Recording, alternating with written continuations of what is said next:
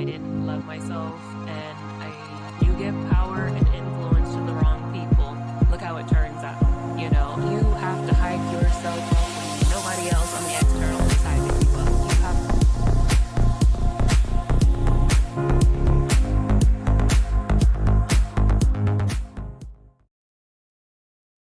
Hello, and welcome back to Ascension with V. I am your host, Stashia Jeanette, aka V, and today I'm going to do a little Q&A from a recently viral thread that I had that started out as a response to somebody's post on Threads, and the original post was, "So, anybody studying death? If so, what have you found?" And my response was, "I've been resuscitated multiple times and have had multiple NDEs. This place is where you come to learn lessons and evolve as a soul.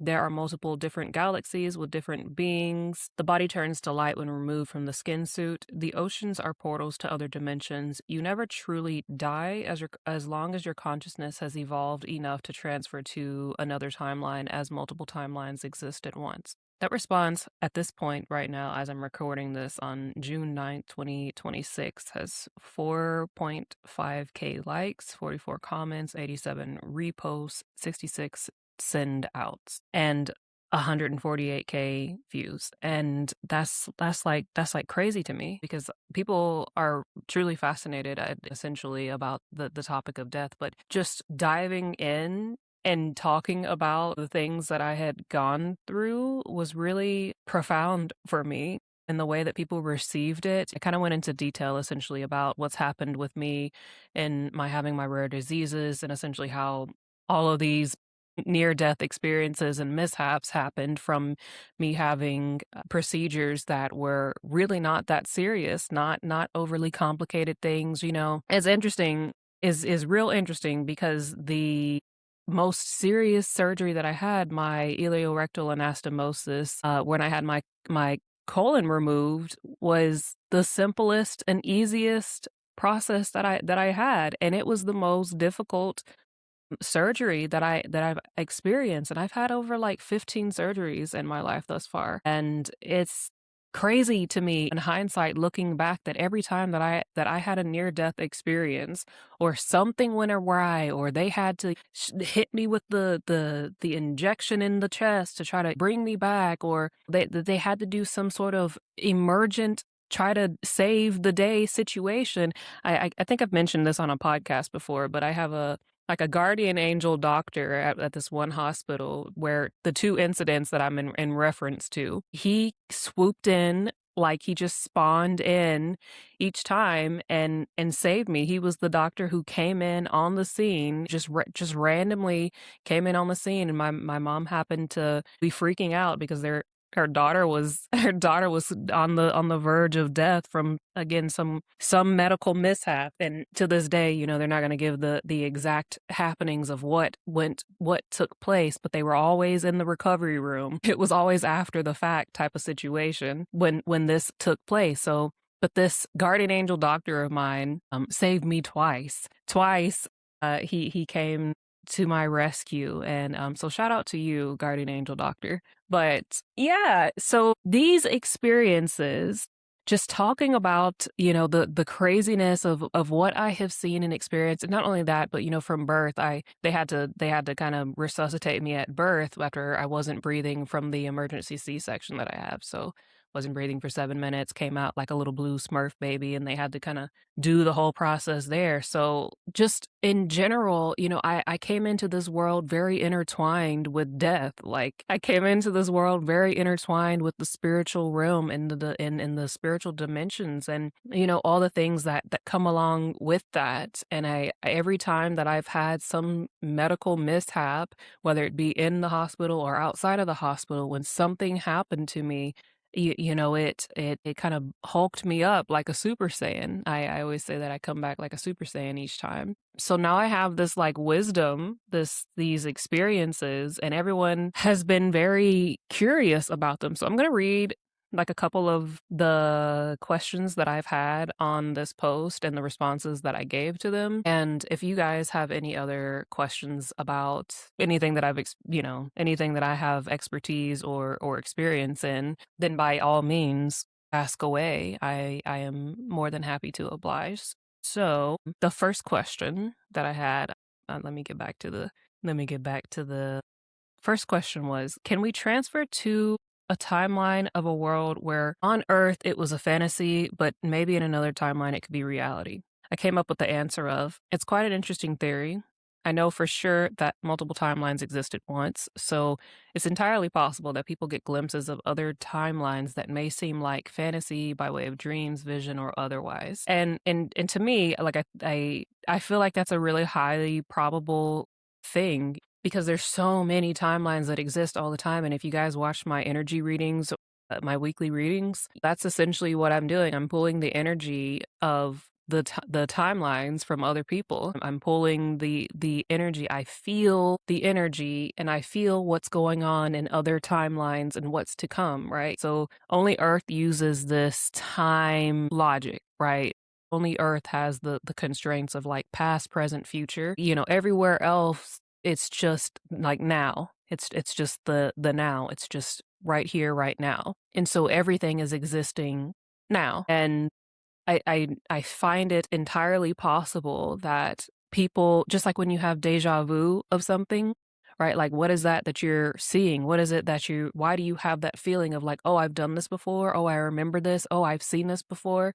But where are you seeing it from? Like, these are phenomenons that I think that a lot of people have really perplexing questions to, but like don't really have an answer on. And this one kind of struck me as that same kind of question. Like, I do feel like it's entirely possible that you can transfer to a timeline that you felt like you were just dreamt up. And again, when you're manifesting something or when you're envisioning something for you, like ultimately that is a fantasy of yours. And I encourage people very frequently to, when they want something, when they are trying to attract something in, or when they're trying to align themselves with a higher timeline or with an outcome that they wish to have, the best way is to role play and to have that fantasy in your mind, so much so that like you can feel it. I gave an example one time that like if you want to open a gym, you know, you want to be like a gym coach or whatever the case may be, the best way to get into that character and to feel that and to really feel you being in your own gym, coming in and clocking in to work every day, is you having like a little home gym at home where you are role playing every morning, like you're going in there and you are directing client to do the workouts while you're doing the workouts yourself, to really put yourself in the shoes, into the position of that which you are trying to manifest. And what is that? That's like a dream, that's like a fantasy, that's a reality that does not yet exist but at the same time does exist. I believe that the realm of the mind is infinite in possibilities. And the more that you are able to stay in your childlike mindset and the more that you're able to remove limitations from what is and what can be or what may be, the more that you have the power to bring in whatever timeline or possibility that you want. So in short, yeah, like I feel like that's entirely possible for it to happen. The next question that I had was, okay, I love this take, but is there anyone that can explain how family, friend, lover dynamics work then? Like the relationships we have with people, are our loved ones still our loved ones, or is it just a skin suit that's our loved one? Once you turn into light, do you see your loved ones too? My response was, souls can recognize other souls. For me, even when I was fully detached from my body, I could still go and check in on my mother while everything was happening to me.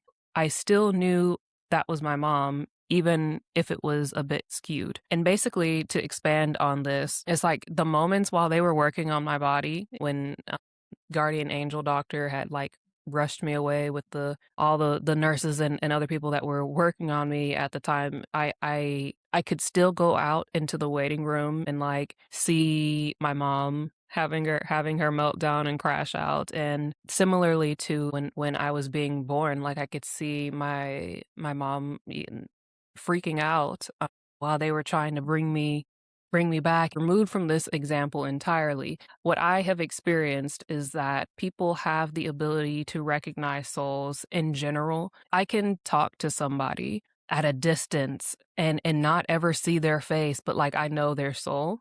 And that's what I mean by like souls can recognize souls. Like your soul has the innate ability to recognize somebody who you have a connection with. And you may not be able to like always identify that connection as like, oh, this is husband, or like, oh, this is mother or father. And sometimes maybe you will, but I'm just giving my own personal experience with things. But I can absolutely like tell when I connect with a person, especially online, where I'm like, oh, we have history. You know what I mean? Like you can feel it. So that was kind of like my general response and answer to that. And I hope that kind of made sense. Another question somebody had, it wasn't really a question, but it was just like, I find it interesting that like all these people have these experiences, but they're not sober when it happens. And that then like I want to like put a caveat out there. I've never taken any kind of drugs to induce a spiritual experience at all, nor have I done anything to like I know people recreationally take DMT. The only time that I've experienced DMT is the times that I've like almost died. Right. So that's what your brain releases. Shout out to Dr. Val Rytova, behavioral neuroscientist, that gave me the info and the 411 on this. Y'all should definitely check her out. But she had gave me the lowdown on this. So this is absolutely a neuroscience-backed explanation of DMT being something that is released from your brain, like as you're dying, and it does have the ability to kind of like spiritually hulk you up in the way that I was talking about, of every time that I've had one of these experiences, and essentially something happening to me almost every year for like a good 10 or more years of my life. It really did kind of put me in like Super Saiyan position with spirituality and spiritual abilities. So just to clarify that, like I've never used anything to have any of the experiences that I've had. Like this is just I've just I just won the shitty health jackpot, you know. The I got bingo on all rows for the rare disease thing. So it was a blessing and a curse almost at the same time, but not so much as a curse when you know how to utilize the blessings that's given to you. But it did make for a really rough teens and 20s years. Those two decades for me were brutal, but almost like a training ground, so to speak. So if I had to do things over, I would absolutely continue the path that I have currently, because it really did change me for the better and equip me with a lot of powerful gifts and abilities and wisdom to be able to share it with other people. Just a side note. Next question. Do you think we timeline jump when we've leveled up in our current experience? Not death, but broke a big pattern or remembered, so the current experience has changed to fit that version of you? My response was, I feel like this is accurate, at least in my own experience, where every time I've passed certain tests and lessons, I've grown and leveled up a lot to where I've outgrown my current timeline and I'm shifted to the next in alignment timeline. I had a recent reading where I mentioned doing a lot of solo leveling. If you guys haven't seen that, that would probably be a good one for you guys. It's one of my V Squad Oracle readings. If you go to that playlist recently, like in the last month, that talked about solo leveling, that would be a good plug for y'all if this particular question piqued your interest. But yeah, that's exactly what happens when you kind of like pass certain core soul lessons. You collect the keys to the doors. It unlocks the gates, and you go into the next timeline, to the next level, if you will, right? So when you grow and continue to evolve, my slogan is evolve or repeat. So when you are continually growing and evolving and changing and shifting, so too does your world, your timeline. And that's that's it. That's the answer in the nutshell. So the next question was, I would love to know your opinion on someone who experiences clinical death and is brought back but has absolutely no memory of it, no NDE or awareness of the death event. And I just said, perhaps it just wasn't meant for that particular soul to remember what they'd experienced in their time outside of the body. Not everyone remembers, and that's okay. Sometimes the mind isn't capable of safely comprehending and digesting the phenomenon that comes with it. Yeah, because like I said, it's is kind of traumatic. Like it just, again, I can only speak from my own experience, you know. So like, don't come at me with like that's not what I can only speak from what happened with me and what I've experienced in my multiple times of having this situation. it's traumatic. You know what I mean? Like from hearing your loved ones screaming for you and seeing again just the surreal experience of being like literally hovering over your body and being able to look down and see your essentially like your corpse just there. In a few of the situations, I really was like, oh, damn, I'm out of here. I'm out of here. Doesn't look like that one's gonna come back. Especially the one where I had C. diff and I got MSSE, and that was in 2021. Like my body was shot. My body was shot. And that one was brutal. Someone else asked me in this questions like, is it always peaceful and painless when you're transitioning or what have you? And I was like, no, I like, cause that one in the 2021 experience that I had, that was painful, like to the end. That was painful to the end. Like I felt like I had lava in my veins, and I had gotten such a high fever. Like I think at one point it had reached like 103.7. My blood was boiling. Like it was so hot. It felt like I had acid in my body constantly, and I was in so much pain, y'all. And I remember literally teetering from like spirit to physical, from like life to death, but I tried to keep myself detached and out of my body so much because my body was in so much pain. And I remember the times that I was outside of my body and like looking back at I was like, I knew, I was like, I'm not finna walk out of this hospital. Like it's a wrap. It's a wrap for me because looking at myself and then just looking at the situation was just not good. The situation was just not good. We were still in the COVID protocols, and so I couldn't have any visitations, and nobody was in there to be able to like check on me. So the only little bit of salvation that I had was that I went live on Facebook frequently because, like I said, I thought I was gonna die, I did die on that timeline. So hey, if you know, you know. So I would go on Facebook Live very frequently to kind of say my last will and testaments to people and say my goodbyes. And for some reason, like it brought me comfort to do so. But yeah, it's a traumatic experience to have the awareness of what was happening to your body in those moments of like limbo, right? When you're outside of your body, when you're essentially kind of like in that void space, in that holding space of you're not transitioned, but you're not still in your body. It's for me, I liked it. I enjoyed but I'm like I'm a weirdo. You know, I enjoyed the void space. I enjoyed the peace, the darkness that comes with it, and the like I said, the peace, the tranquility. It's like going out on the top deck of a cruise ship in the middle of the night, and you just look out into the abyss. It's what it's like. Soothing for some and terrifying for others, right? But that in itself can be like a really traumatic experience. But so it's not meant for everybody to remember what happens with them when they're in that like void space of teetering between life and death. You know what I mean? Like not everybody's mind is capable and prepared to remember the things that went on with their body in those times. And that's totally fine. So if you're one of those people, you know, who has had a near death experience, but like you you don't really remember what happened, like it's probably for the best. It's probably for the best. And like maybe sometime if you get to a point to where your mind feels like you're safe enough or you are strong enough mentally and emotionally to remember the things, then maybe it'll release those memories for you, right? Like releasing the Epstein files. You know, maybe your mind will release those files for you. So, but if not, then it's fine and be okay with that.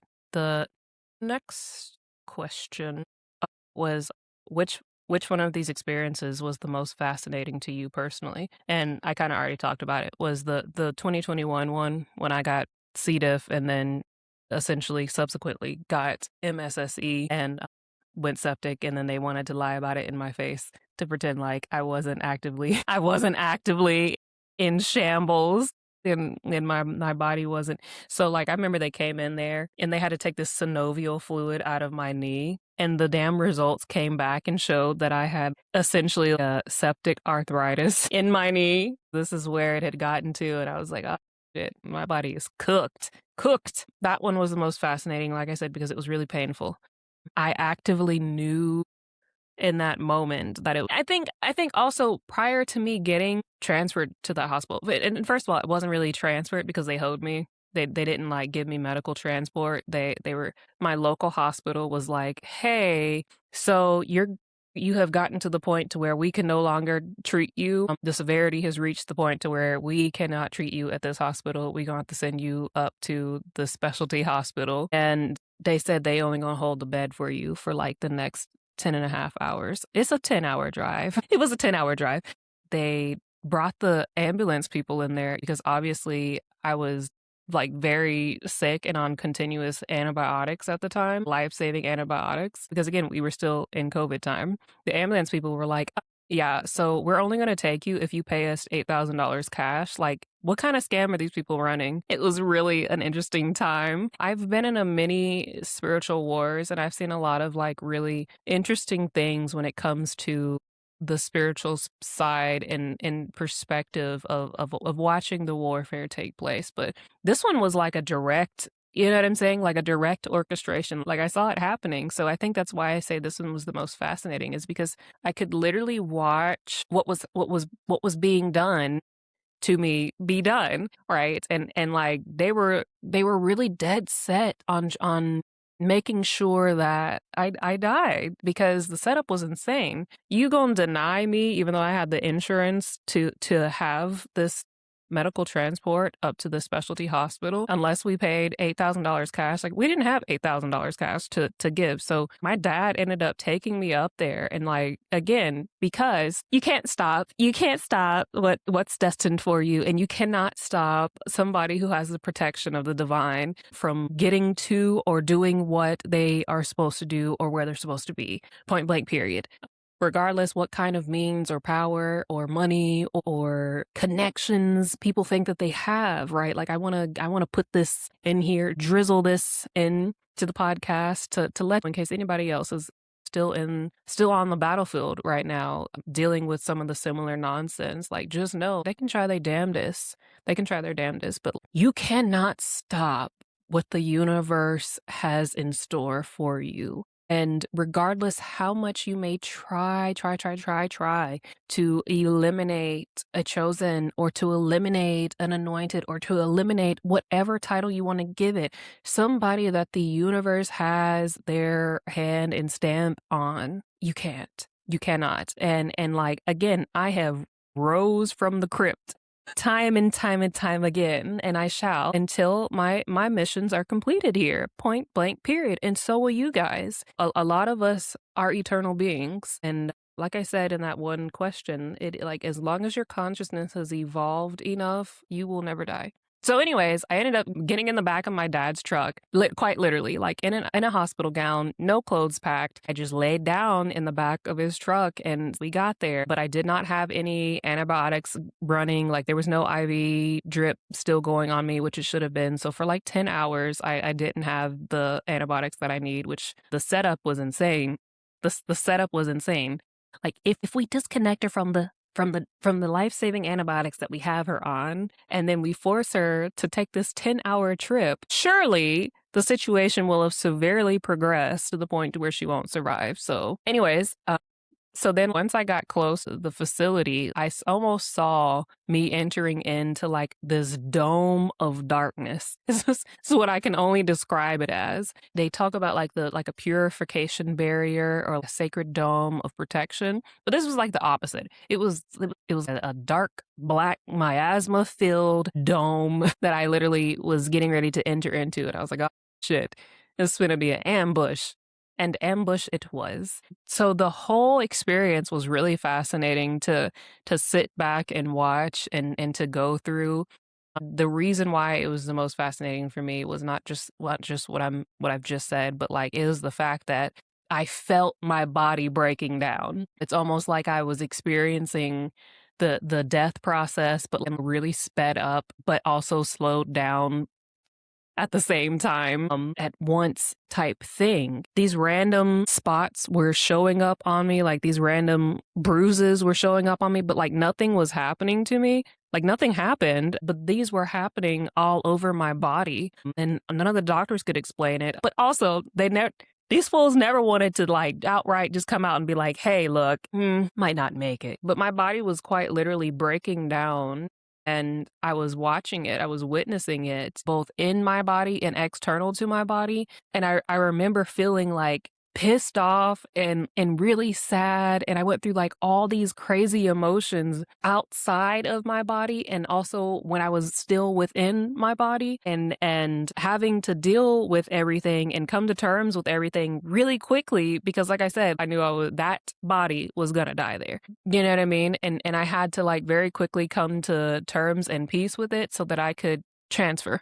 Really painful experience. And then a month later, I went and had my remaining ovary taken out. It just was a rough, like a really rough couple of months, and it was a lot of grieving. It was a lot of pain, and it was a lot of me seeing a lot of things and experiencing a lot of things that I did not think that I would be privy to, nor would I have the recollection of in any lifetime. And I wouldn't recommend that one to anybody. Like I highly I highly recommend nobody have the same type of experience that I had with that. But nevertheless, that was the most fascinating experience that I've had. Someone else said, "Why do you say the ocean is a portal? I've always loved the theory that the ocean is space on Earth, and that NASA first explored the sea before it transitioned to space, or the Bermuda Triangle, but I don't understand it." And I said, it's just what I've experienced firsthand. Every time I've left my physical body and spiritually went elsewhere, it was through the ocean, always coming out of the ocean. Not every portal is in the ocean, of course, but many between spirit and physical are. Again, only from my own personal experiences. And like, also, I'll add to that, like when you're in the womb, you're in water. Like it's very much like the water is the portal of life. There's also been like a lot of different other kind of portals that I've experienced as well, but I know for certain that the ocean holds a great many secrets, a great many entry and exit points to other realms and dimensions. How would you describe what people consider to be heaven or hell? I said, for me personally, I considered when I was at my lowest point in life to be hell, because my frequency was so low and I was so depressed. My mind projected the lowest vibrational experiences and people to me. It was also a training ground for me as well. You work your way up the frequency ladder, so to speak. Now, where I'm at in my life, I would describe it as heaven because I've achieved internal peace and balance. So like that, where I was talking about in 2021, that was absolutely 2021 into the beginning parts of 2022, and in 2023 was hell. It was absolutely like it was the last push. And it's always like that for anybody listening who's right there, who's in the proverbial hell right now. If you are in the Mariana Trench, you're in the ultimate abyss right now, this is for you. It is always the worst experience that you will ever have in this body on this planet, right? When you're about to like punch through the I guess I would call it the gates, the rites of passage of the higher frequencies of heaven, right? I hate saying the thing that there's like levels to this, but there quite literally is. Like on a frequency scale, there is, when you are at your lowest vibration and frequency, that area, in the Mariana Trench, those levels are rough. Those levels are rough. But the closer you get to like the threshold to where you can start experiencing good, where you start seeing a glimmer of light in the sea of darkness, that's the toughest, because it's like, let's see, can we break them before they get out? And it's again, just from what I went through, this was like, it was like all gas, no brakes constantly. You know what I'm saying? Like 2021 started it off, and then it just kept snowballing. It was attack after attack after attack. It was like constant war, constant. Well, she's alive on this timeline too. Let's get her. Well, she's alive on this timeline too. Let's get her. How much can we do to her before she breaks? You know, how many times can we try to get rid of that one version of her, you know, to prevent, you know, her from showing up on this timeline, or from, do you know what I'm saying? Like the constant trying to stomp me down was in abundance. It was brutal. And it's always right when you're on the precipice of escaping the abyss, when you're right there on the precipice of escaping hell, that shit just flies off the wall constantly for you. It's rite of passage. Only the strongest get out, and that's how it's supposed to be. Because again, once you pass that threshold, like there's none of this like tomfoolery fuckery happening up there. The beings of higher frequency and vibration don't interact. Is energetic dissonance. It is not compatible, right? So the riffraff and shit that happens in the abyss does not happen in the higher frequencies, because at that point, everybody understands the plan. Everybody understands what's happening. Everybody understands the game here. You know what I mean? So like that type of shit from the abyss is non-existence in the higher realms, because we already know what it is. Like, we already know what's going on. We already know the plan. It's like, oh, okay, that's what's happening here. We're very aware of everything, you know. So it's rite of passage to make sure that you are who you are, and you deserve access to the calm waters, right?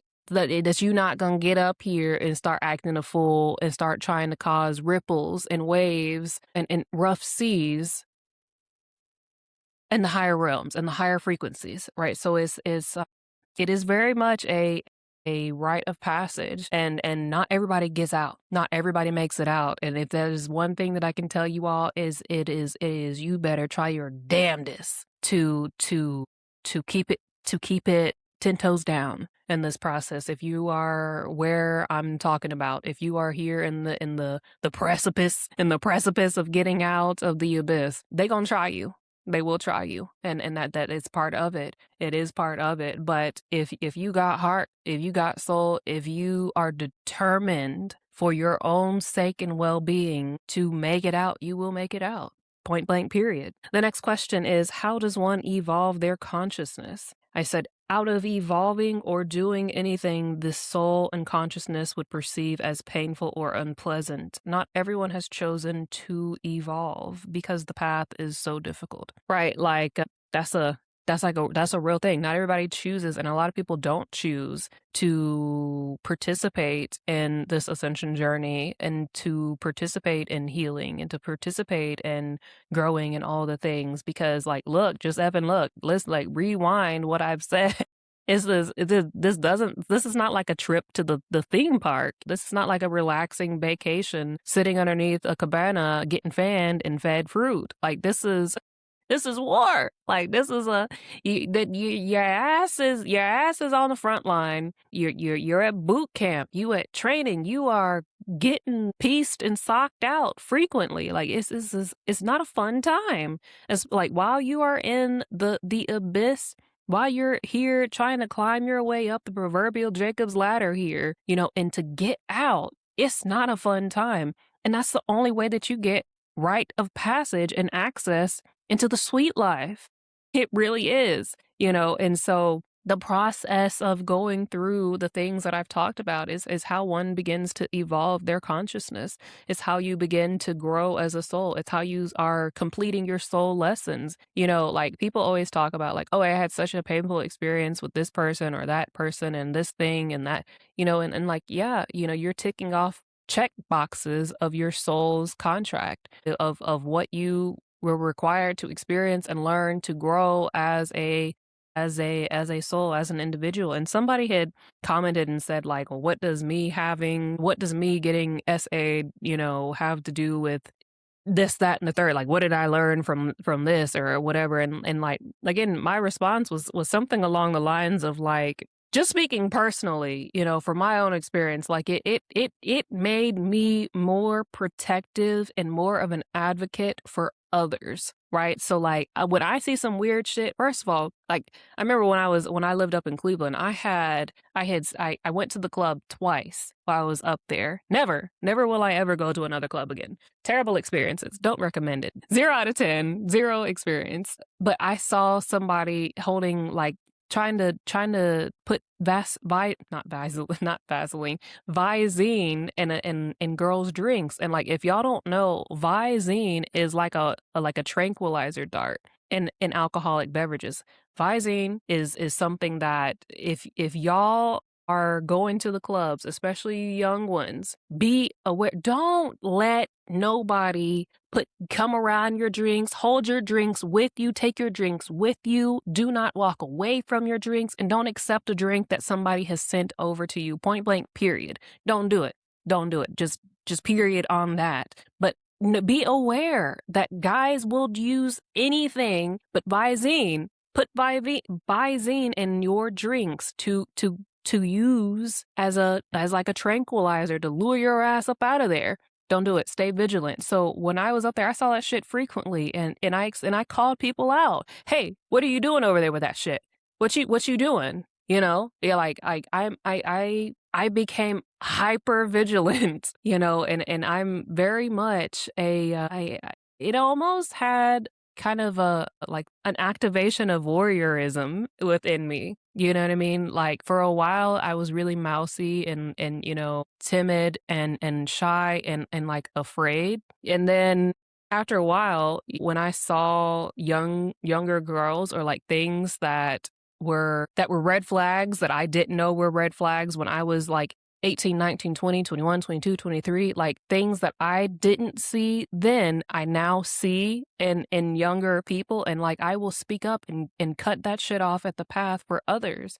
The experiences that I've had with that had taught me a lot about not just myself, but like the world at large and how people, how men, not just men though, you know, I mean, not men are not the only people that are capable of doing some heinous things in life to others, to innocent people. So it's not just that, but in general, it taught me a lot about having to be aware of who's around me. And and more times than not, they are not strangers. They are not strangers. So it really did, it taught me a great deal of things and how to be protective of others and how to teach that knowledge and that same level of protection and how to arm and educate younger women to protect themselves as well. So literally, quite literally, every single thing that you go through and experience has a reason, regardless how shitty the experience may be. It doesn't make it right. It doesn't make it like acceptable, but there is a reason, and you do grow and you do evolve and you do tick off the requirements on your soul's core lessons and contracts by going through these things and learning the lessons and applying the lessons in your life. But things like this, everything that you experience in life when you have chosen this path of ascension, of healing, of growing, is a way that one has to evolve their consciousness. You cannot evolve your consciousness by using drugs. I don't care. You know, y'all can be mad about it as much as you want, but the drugs only act as like a what do I want to call it? Like a crutch. Like it's not your actual ability. You know, you're using something external to you to have a spiritual experience or to like have those spiritual, like if the only time that you can connect into source and get information or see things or experience things is while you're under the influence of any kind of substance, you yourself have not done enough of the inner work. That's like that inner child wound healing. That's that you going within and addressing your mommy and daddy issues.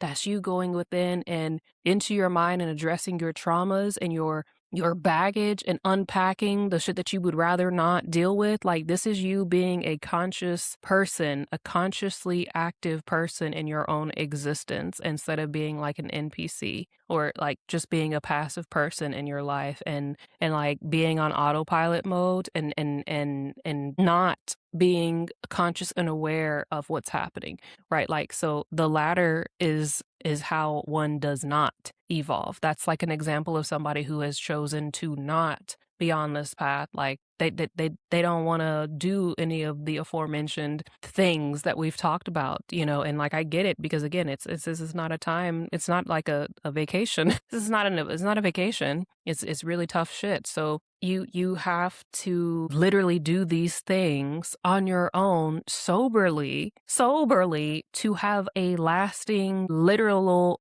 connection with source, and to actually identify and utilize your own abilities, right? Like, it's rite of passage. You get these things by going through the rites of passage. Like, spiritual gifts and abilities are not just handed out because you're under the influence, right? Like, it's great, you got a little taste of it while you were on whatever substance, be it psychedelics, mushrooms, acid, whatever the case may be, whatever it is people are taking to have some sort of spiritual experience. It's like a cheat. It's like a cheat. It's like it's almost like the students, the jockeys in high school, where like they passed, they always got aces on all the things just because they were like the star player of the football team or like of the baseball team. If they played sports, then they automatically passed their classes because they needed to, they had to have passing grades to play on the team. But like, they didn't do a lick of work or study to know the material. They literally didn't know the material. They didn't know anything. They just had the, you know what I mean? They're like, well, hey, I'm here. I showed up, and they graduated. But like, you will not pass if you have not done the work, right? So you can continue to try and you can dip your toe into the spiritual world and realms, but like, you have got to really do the work within yourself to establish your own literal, like, natural connection to source and your own spiritual abilities. And you only find that by diving deep within. It's within you. You know what I mean? You have it, but it requires you to do the work. Yeah. And basically, that's the biggest hitting questions that I have. We're at like an hour, so I'm gonna cut it here. But if y'all have any other questions about the topic at hand, anything just that comes to mind that you would like me to try to expand on or to explain or to touch on any more, I'd be more than happy to do so. And yeah, that's what I got for you guys. I hope this was helpful. Thank you all for all your likes, shares, subscribes, donations, and all the things. And I have the New Earth Guidebook to Healing and Ascension available on Amazon. And the Love and Light But Ready to Fight merch is also available for purchase, as well as the V-Squad Oracle deck that I use in my weekly readings. And with all that being said, if you are interested in having a one-on-one session with me, or creating your own custom one-on-one package with me, or having an energetic diagnostic session, or any of the other things that I offer, links, or my website is ascensionoraclev.com. Has all the things there on it as well. But until next time, I'll see you guys. Toodaloo, V-Squad.